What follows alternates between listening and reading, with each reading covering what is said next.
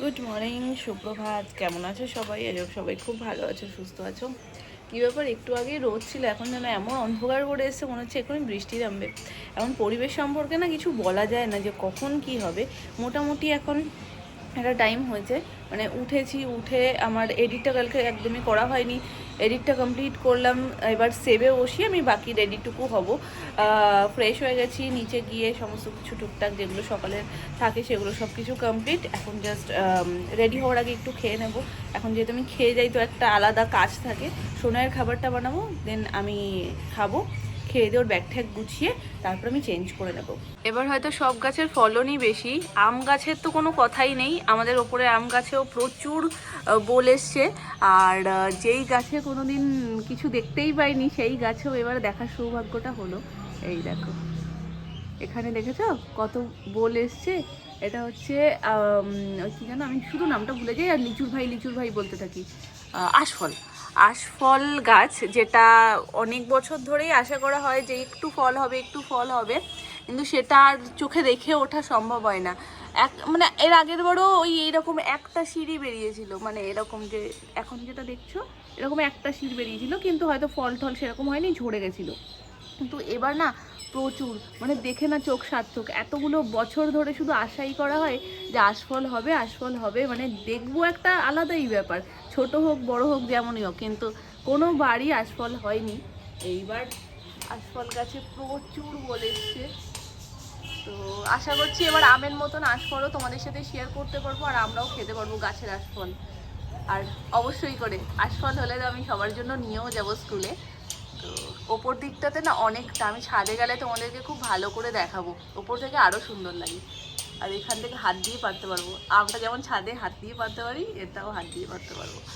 চলো আবারও back to নিজের জায়গা, আর চটপট করে সময় নষ্ট করা যাবে না, রেডি হতে হবে।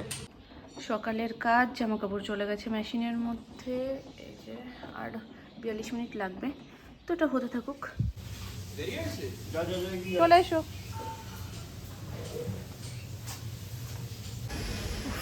কি রোদ গো, আজকে বিভৎস গরম লাগছে। একই টাইমে বেরোই রোজ, কিন্তু আজকের রোদটা যেন নেওয়া যাচ্ছে না, এত গরম। চলে এসো মা, চলে এসো শিগগিরি। রোজ এখন হাতে গার্ডার নিয়ে আসি, ওর চুলটা বাঁধি গাড়িতে বসে বসে, কারণ এখন বাড়িতে যান না, বেঁধে আসতে চায় না। চলে আসো, আসবে না?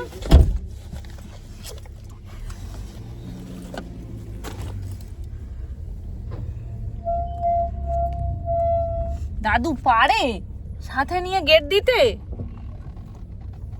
রোজ দিন এই সিগন্যালটা থাকে সামনে, কিন্তু আমাদেরকে বাদিকে যেতে হবে। তাও এই সিগন্যালটা একবার যদি এই জ্যামটার মধ্যে পড়তে হয়, কতক্ষণ দাঁড়িয়ে থাকতে হয়, পুরো স্কুলের সামনে, কিন্তু কিছু করার থাকে না, এই সিগন্যালটার জন্য দাঁড়াতে হয় প্রত্যেক দিন। আর 2-3 মিনিট এতে লেট হয়। চলো এসে গেছি, এসেই গেছি। বলো, তুমি জানোই না, কিচ্ছু জানো না, বলো কিচ্ছু জানো না দাদু ভাই। এ দেখো এসেই গেছে। হ্যাঁ, থেকে যেহেতু এক্সাম স্টার্ট হচ্ছে আজকে, বড়দের ছুটি, শুধুমাত্র টাইনি স্কলারই মেবি আজকে আছে, বাকি সবারই মোটামুটি ছুটি। তো ওই জন্য না স্কুলের সামনেটা আজকে একদম ফাঁকা, মানে কোনো জায়গায় তেমন বিশেষ কেউ নেই।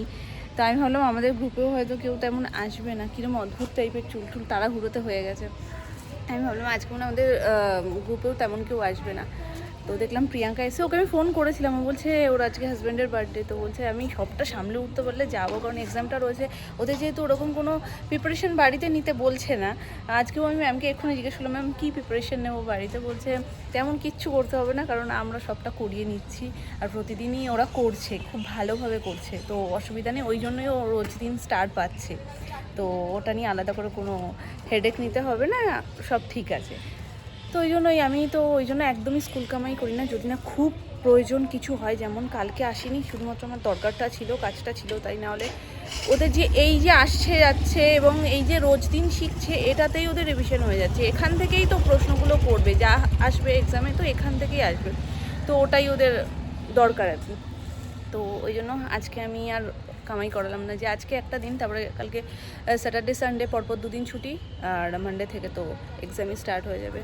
স্কলারেও অনেকে আজকে আসেনি, ভিড় নেই, দেখতেই পাচ্ছ, একদম শান্ত শান্ত। আজকে হাতে গোনা ঠিক 10 জন এসছি।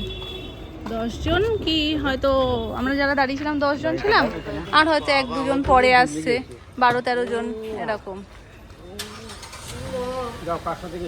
হলে বাবালে, আজকে তাই এসছে কেন জিজ্ঞেস করো। তাইর আজকে ছুটি, তাই ইচ্ছা করেছে আজকে আসতে। উঠে যাও গাড়িতে। খাইনি,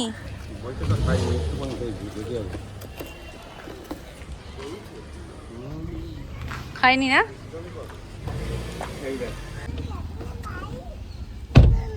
মাথা নিচু কর। ওর মা তো তুমি, তাড়াতাড়ি ঢোক, বাড়ি যেতে হবে না। তোর মা অপেক্ষা করছে।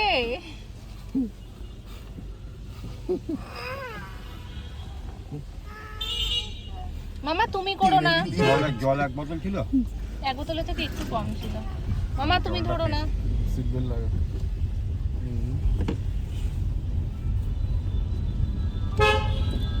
তুমি নাড়াবে না। আজকে বোধহয় শুধু এদেরই ক্লাসে। হ্যাঁ, শুধু টিএসএ। আমি তো ভেবেছি আজকে ছুটি দিয়ে দেবে, ছুটি দিয়ে দেওয়াই উচিত ছিল। সবার ছুটি। ওদের মনে পরীক্ষা হয়ে গেছে। না না, পরীক্ষা হয়ে গেছে না, পরীক্ষা হবেও, এখনো বাকিও আছে। শুরুও যাদের, তাদেরও একটা নিজেদের জন্য একটা দিন দেয়, তারপর তো শনি রবিবার ছুটিটা পাবেই। তো আমাদেরকে ছুটি দিয়ে দিলে আমাদের আর আজকে আসতে হতো না। শুধু টিএসএ বেবিরাই এসছে, বাকি সব বন্ধ। রান্না বান্না একটু ছোট্ট করে শেয়ার করে দিই। এখানে হচ্ছে টমেটো দিয়ে ডাল, এই হচ্ছে গিয়ে মাছের ঝোল, এখানে হচ্ছে একটা তরকারি, এই যে এখানে হচ্ছে শাক, আর এর নিচে রয়েছে একটা তরকারি। এটা যতদূর সম্ভব সকালের বেগুন ভাজা হয়েছে, আর তো ভাত। এই হচ্ছে আজকের মেনু। Evening everyone. সোনাইয়ের টিফিন খাইয়ে দেন আমার টিফিন আমি খুঁজে বেড়াচ্ছি কি খাবো কি খাবো। হঠাৎ করে ফ্রিজ খুলে দেখছি যে মিষ্টি রয়েছে, আর কি অদ্ভুতভাবে আমার মিষ্টি খুব খেতেও ইচ্ছা করছিল। তো ওই জন্য রসগোল্লা গরম দিয়ে রসগোল্লা খাচ্ছি, এটাই আমার এখন টিফিন বর্তমানে। তো আমি রসগোল্লা গেলাম, মেয়েকে টিফিন খাওয়ালাম। তারপর এখন জানি না, রাত্রিবেলা যতদূর সম্ভব তড়কা আসছে, তড়কা তার সাথে রুমালি রুটি, মানে রাতের ডিনার একেবারে জমজমাট। আর আজ যেহেতু শুক্রবার, তো শুক্রবার দিনটাতে কি হয়, আমার এটা সেটা খাওয়ার মনটা বেড়ে যায়, কারণ শনিবার দিন রবিবার দিন পরপর যেহেতু 2টো দিন নিরামিষ, ওই জন্য শুক্রবার রাত্রিবেলা আমার অদ্ভুতভাবে মানে এটা খেতে ইচ্ছে করে ওটা খেতে ইচ্ছে করে। তো আজকে আমি আর বলিনি, সুমন ফোন করেছিল, বলছে তড়কা নিয়ে আসছি, তো তড়কা আর রুমালি রুটি। আমি তাহলে আর কি, খুব ভালো জিনিস, তড়কা আর রুমালি রুটি হবে রাত্রের ডিনার। আপাতত মিষ্টিটা এত গরম করে ফেলেছি, প্রথমে গরম দিয়েছিলাম মামনির জন্য, আমার জন্য। সোনামা তো মিষ্টি পছন্দ করে না, খায়ও না। সোনামা শরীর সচেতন ব্যক্তি, তো মামনি খেলো, আমি খেলাম। তারপরে আর একটা খেতে ইচ্ছা করছে বলে আবার গরম দিয়েছি, এবার এটা হয়ে গেছে, এবার বেশি গরম, ওই জন্য একটু রয়ে শয়ে খাচ্ছি। আগেরটাতে চামচ লাগিনি, এটাতে ওটা আবার চামচটাও বাড়াতে হলো, গরমে এত করে ফেলেছি। একটা দিয়ে অনেকক্ষণ দিয়েছি তো ওই জন্য। ওটার যাওয়া ঠিকই আছে, মানে আজকে একটু তাড়াতাড়ি তুলনামূলক নেমেছে, ব্যাস এখন কতক্ষণে ওপরে যাবে, ওপরে যাওয়ার জন্য পাগল হয়ে গেছে। এখানে চলে এসছে তড়কা, এর মধ্যে যতদূর সম্ভব রুমালি রুটি, এটার মধ্যে কিছু একটা আছে মিষ্টি জাতীয়, যতদূর মনে হচ্ছে হাত দিয়ে হয় জিলেপি, নাহলে মালপোয়া, এরকম কিছু মনে হচ্ছে জিলেপি। চলো।